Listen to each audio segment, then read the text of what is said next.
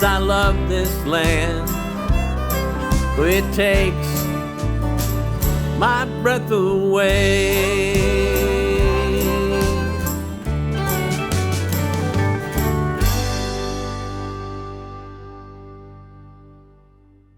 Welcome to Texas 10. I'm Melissa. And I'm Steve. Together we're the Howens, and we have traveled all across Texas to see just how great our state is.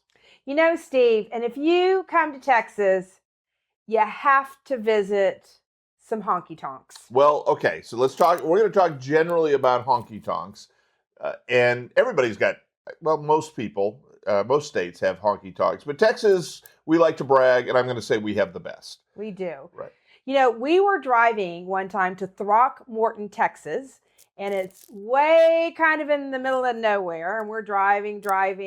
And I love twinkly lights, you know, the kind you string in your backyard. And we pass this little bar, and I see the twinkly lights. And I said, Steve, turn around. And he said, what? I said, there is a honky tonk, and we've got to go. And it literally was in the middle of nowhere. Well, no, it was in Woodson, Texas. So I wouldn't say that's, the people in Woodson wouldn't say it's the middle of nowhere. It was rural. Well, it was rural. And so we're driving through Woodson, and it's not far from Throckmorton. And I will admit, so it was a Friday night. We were going to do the whole weekend thing. We'd worked all day, and it was getting late. The place we're staying in Throckmorton was a VRBO, and so you got to get all of that handled and whatnot. And I just wanted to get there and get settled. And Melissa, she was up for it, though. She was more up for it than I was, and she saw the twinkly lights. And the first thing I'll note was the name on the outside of the place. What was it? It was the county line. And you have to understand, well, first of all, what are we doing? We're visiting Counties. All the counties.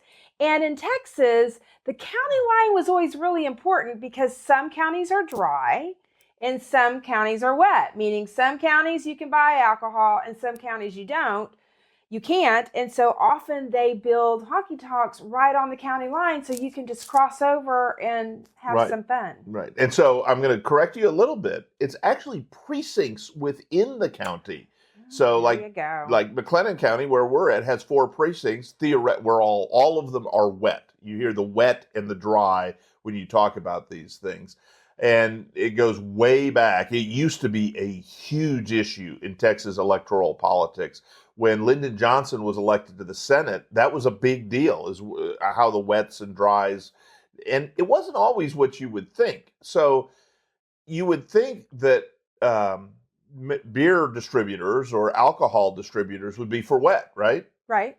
Well, sometimes they didn't like that because if they were established in one area, they would try and keep the other area dry so they didn't get competition. And they would have control over the whole area. So I don't know what the history of the precinct is, but at one time, I'm willing to bet the County Line Bar in Woodson, Texas, right near the county line of Throckmorton County, and therefore a precinct, was wet when other areas were dry. So anyway, we turn around, we go in, and it was magical. You know how I always talk about I love to meet the people. And in this case, it was all the locals.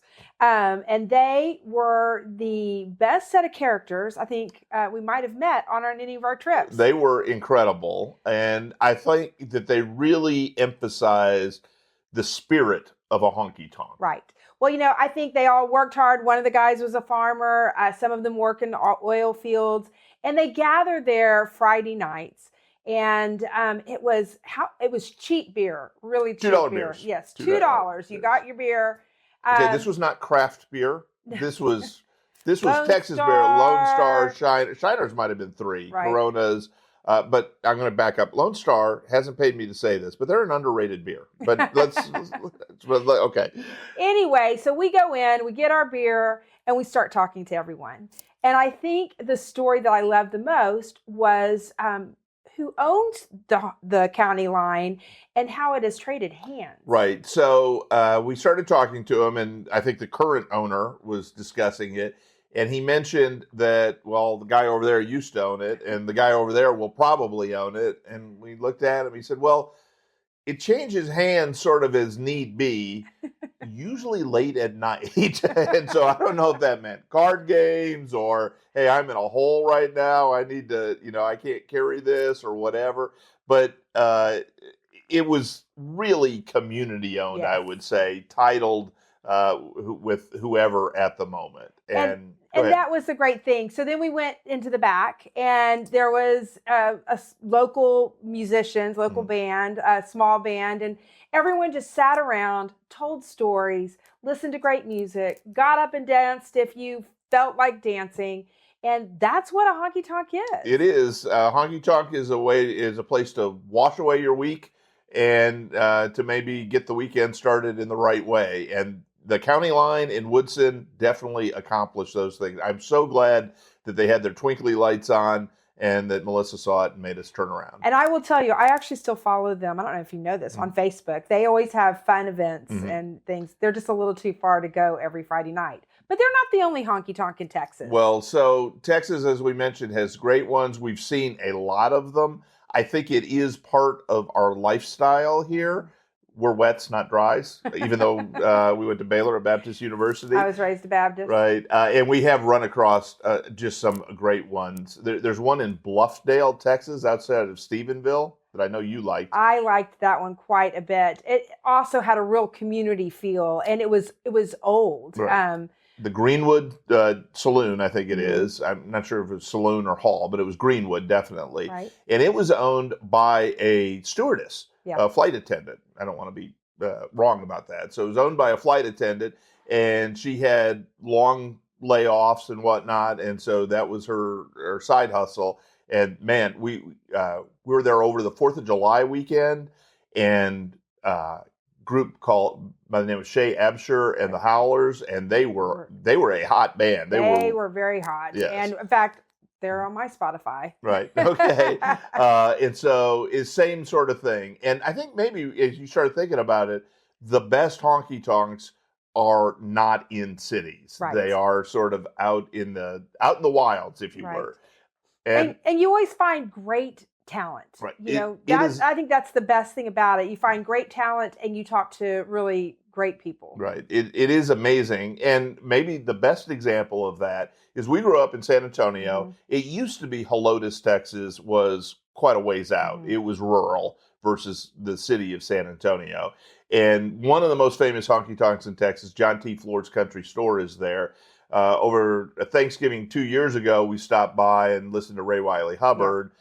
But what I like about it is when you go in, you see the sign that they have preserved, that Willie Nelson used to have a regular gig there. I mean, it wasn't, he didn't come this week for the concert. He was there every Saturday night player for a good time.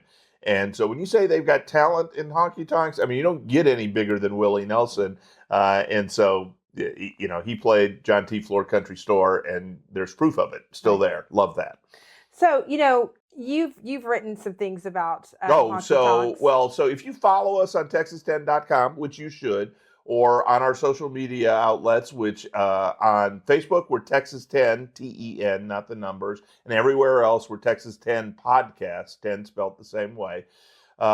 You'll see, along with this episode, what we think are the 10 best honky tonks in Texas. And what we want you to do is to let us know if we're right or wrong. We haven't been to every honky tonk in Texas. Maybe that's a bucket list item. Yep. Well, I would like to go to more. Mm-hmm. And I'd like to hear from you guys because the best honky tonks around, and we'll go visit them. Right. And so just email us, comment on either on the podcast here or on one of those social media channels.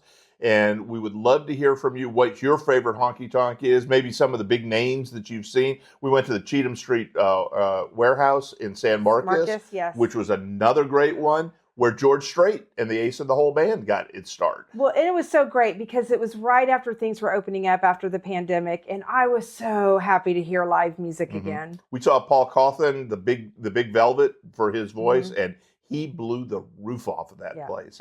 Yeah. And honky tonks are good for that because the roofs are low, so it's easy to it's easy to blow them off. But you see bands like that. I think Garth Brooks recently did his Dives tour, and he went to places like that. And the mixture of the people, the cold beer, and the music can't be beat. It's a perfect Friday night. So that's what's happening in Texas. And I encourage you, when you're driving down a county road and you see a honky tonk, stop and have a cold one. And tell us about it at texas10.com. Thanks so much for watching. Keep watching to hear more about Texas, its places, its people, and its great events. See ya. And I love this land. It takes my breath away. From the Palo Duro to the Gulf Coast plain, from the heart of the hill country to the piney wood shade, I love this land. It takes my breath away.